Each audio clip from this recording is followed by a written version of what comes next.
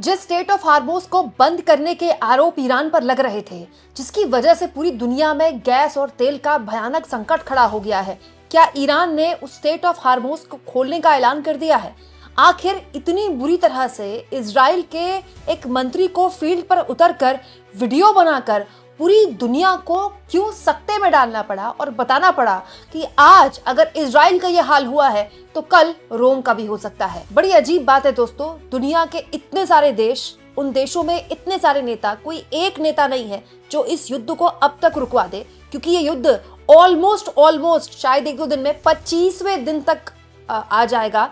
लेकिन अब तक युद्ध कब रुकेगा, कैसे रुकेगा, इस बारे में कोई जानकारी नहीं है, क्योंकि तीनों ही पक्ष, चाहे इजराइल हो, चाहे अमेरिका हो, चाहे ईरान हो, अपनी अपनी जीत का दावा कर रहे हैं और तीनों में से कोई भी पक्ष शांत होने को तैयार नहीं है।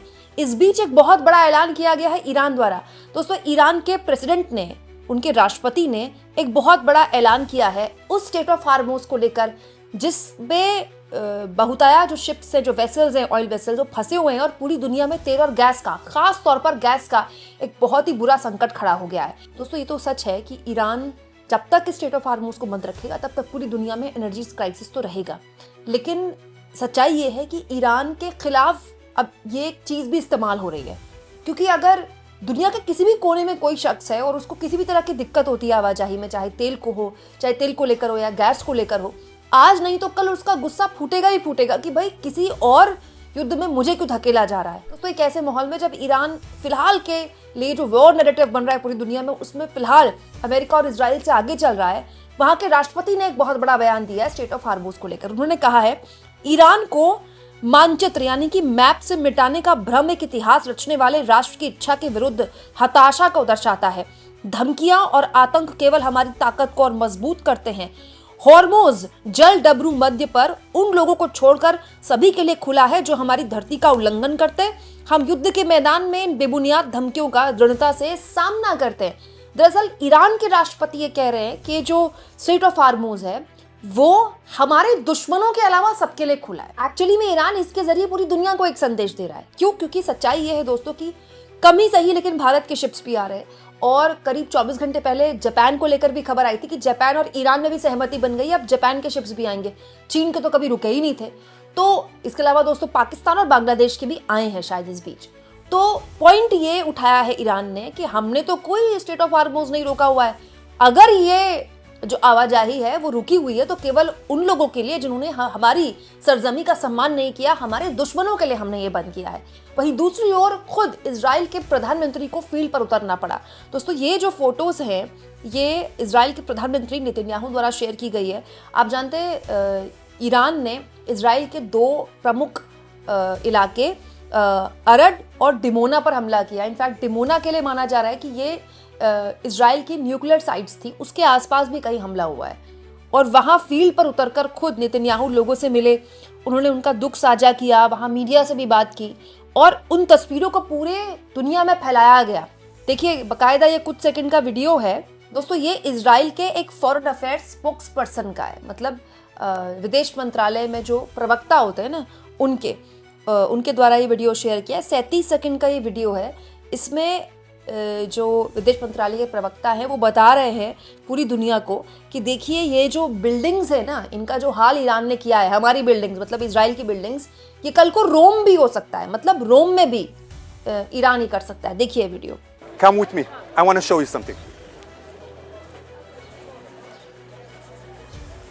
Look at this. Look at this. This is the face of evil. This is the Iranian regime ballistic terror. This can now happen in Rome, in Vienna, in Berlin, in Paris. The only question is whether or not the Iranian regime will push the button. And we know the Iranian regime, and we know that they already pushed it. अब दोस्तों, इस video पर भी बहुत सारे लोग सवाल उठा सकते हैं कि ये बिल्कुल सच है दोस्तों कि ईरान ने भयानक तबाही मचाई है पिछले 24 घंटे में इजराइल के अंदर। लेकिन ये बात भी सच है कि तेहरान में भी बहुत तबाही मची है। इनफैक्ट सबसे ज़्यादा नुकसान अगर कोई झेल रहा है तो वो खुद ईरान ही है। और जहाँ तबाही की बात हो दोस्तों, तो तबाही तो कतर में भी बहुत मची है। यूएई में एक्चुअली में इजराइल से ज्यादा मिसाइलें दागी है ईरान ने।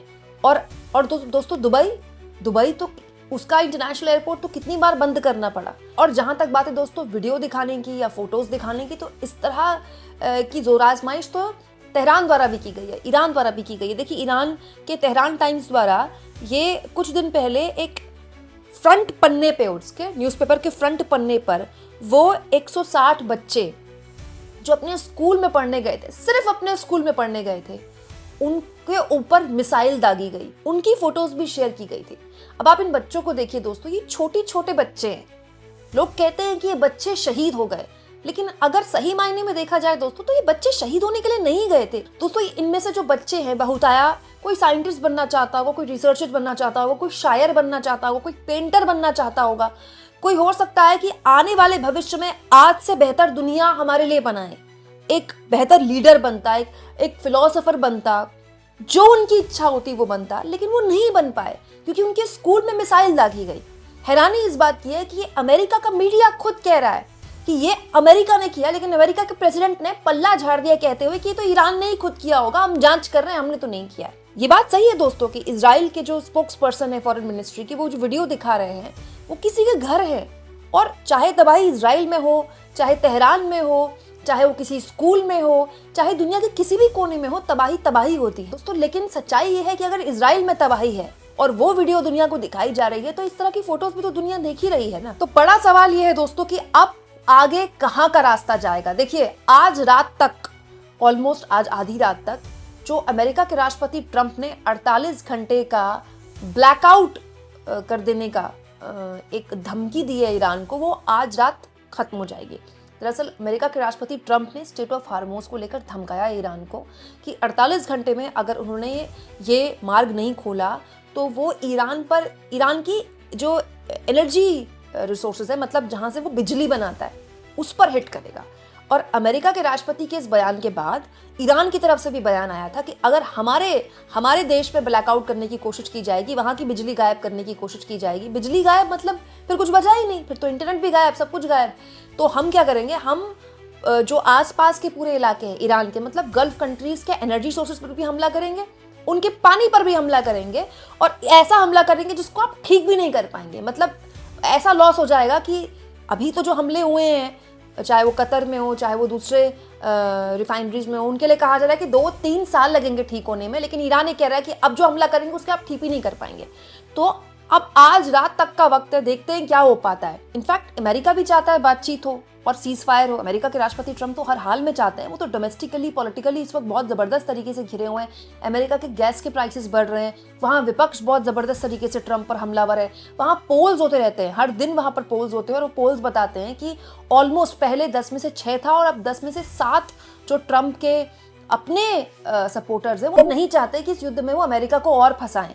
लेकिन ये भी सच है कि बहुत सारी मीडिया हाउसेस ने खबर छापी थी, चाहे अमेरिका की हो चाहे दुनिया की दूसरी मीडिया हाउसेस हो, कि स्ट्रेट ऑफ हार्मोस को खोलने के लिए अमेरिका के कुछ मरीन्स आ रहे हैं उस इलाके में, या फिर ऐसी खबर भी छपी थी कि खार्ग आइलैंड पर कब्जा करने के लिए अमेरिका के कुछ मरीन्स आ रहे हैं। तो एक तरफ बातचीत की बात हो रही है, दूसरी तरफ इजराइल पूरी दुनिया से कह रहा है कि देखिए आज हमारा ये हाल है, कल को रोम में भी ये हो सकता है, दुनिया के दूसरे हिस्सों में भी हो सकता है। और तीसरी ओर ईरान ने साफ संदेश दे दिया है कि अगर वो स्ट्रेट ऑफ हार्मोस का रास्ता बंद है तो किसी के लिए बंद नहीं है, बस उन्हीं के लिए है जो हमारी सरजमी का सम्मान नहीं करते, जो हमारा मैप बदलना चाहते हैं। आप इस मुद्दे पर क्या सोचते हैं? कमेंट बॉक्स में जरूर लिखें।